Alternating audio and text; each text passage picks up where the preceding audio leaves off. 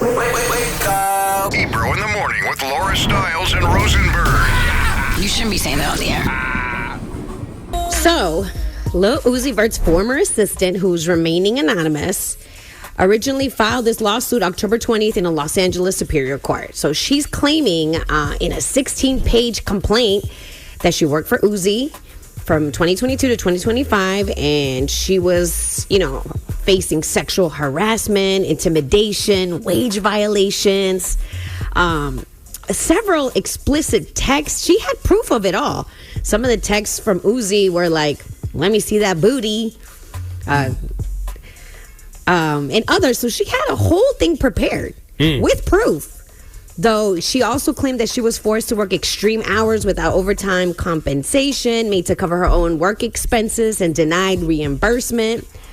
But all of a sudden, she decided to dismiss the lawsuit without prejudice, meaning she can refile at a later date.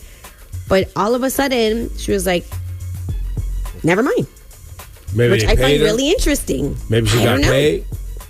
Maybe, because when you have something strong like that with evidence, I would think, it's legit. But the only thing I can think of, Ebro, is that maybe she got paid, but we don't know. But it surprised me. I was like, oh. But the text messages that they've quoted, were not great. Well, the text messages aside, what was the overtime without pay and she had to cover her own expenses?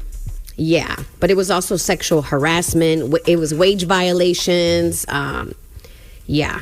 Wage violations, the sexual harassment part, there's no excuse for that. But I got news for you.